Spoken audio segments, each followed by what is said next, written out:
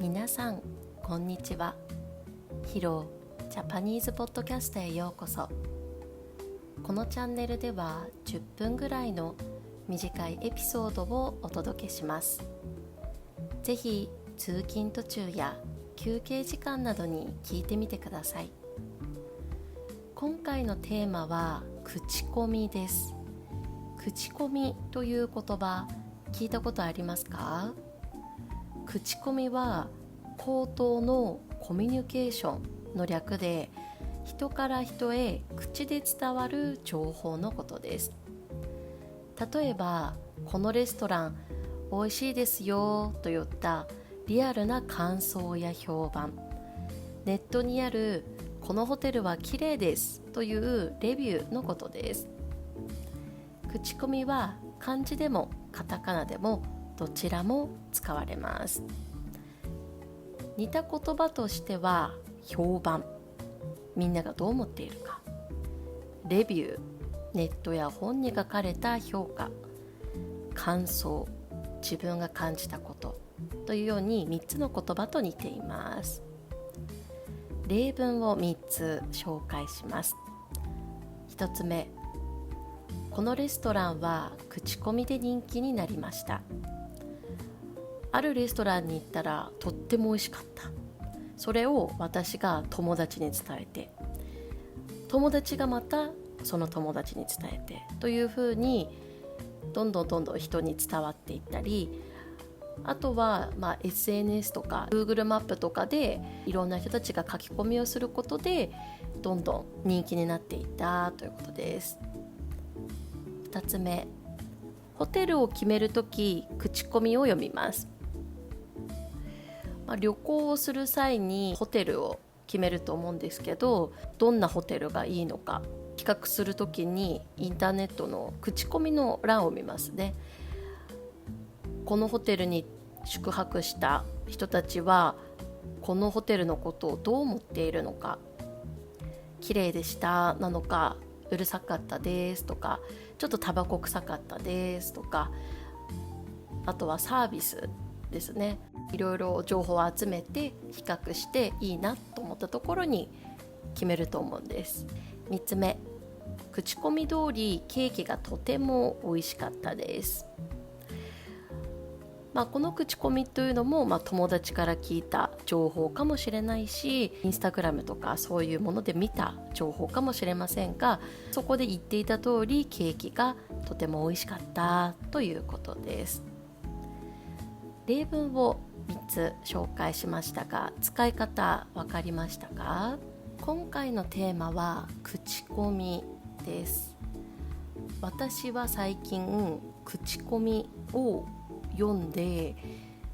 商品を買うか買わないか悩んだ経験があります。韓国に今住んでるんですが、今月頭にオリーブヤングというドラッグストアの大セールがありました。大セールなので普段よりも安く買えるので、何か買おうかなと思ってオリーブヤングのアプリを家で見ていたんです。で、オリーブヤングのアプリを見ていたらクーポンがあって、そのクーポンが6000円以上買うと、1000円割引っていうクーポンがあったので、これは使わなきゃと思って買うことにしました。ずっと欲しかったものとか必要なものは買い物カゴに入れたんですけど、どうしても6000円を超えなくて、あと一つ何か買いたいと思ったんですが、悩みに悩んで、そうだ、これから秋冬になるからセラムを買い替えようかなって思ったんです。セラムって美容液のことですよね。どんなセラムがあるのかなというのをいろいろ調べてたんですけど、いっぱいあるんですよね。気になったセラムがあったので、そのセラムの口コミを読んでいたんです。1点から5点まであって、5点と評価した人はどういうところが良かったと言っているのか、1点も見て、どういうところがいまいちだったのかっ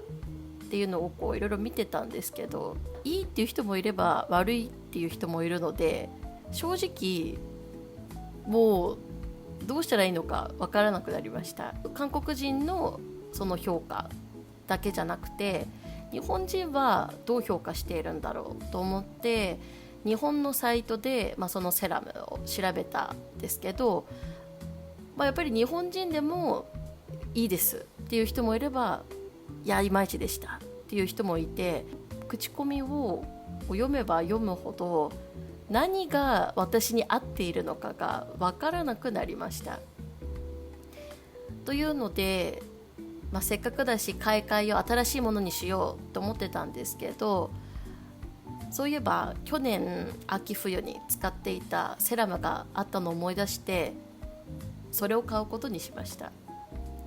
やっぱり自分が、去年使ってていいなって、肌に合ってるって思ってたものなので、今年もきっと自分の肌に合うはずだと思うんです。口コミを信じると、この人はいいって言ってたけど私の肌には合わなかったっていうことも大いにあり得るので、その情報を信じるよりかは、去年の自分を信じて去年と同じものを買いました。はい。無事に6000円以上も超えたので1000円割引して、お得に買えたのがとても嬉しかったです。皆さんも私のように何か商品を買うときに口コミって結構見ますかね？どうですか？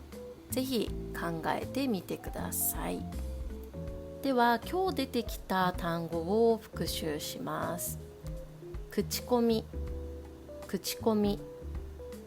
口頭、口頭、感想、感想、評判、評判、レビュー、レビュー。今日の動画はここまでです。また次の動画でお会いしましょう。バイバーイ。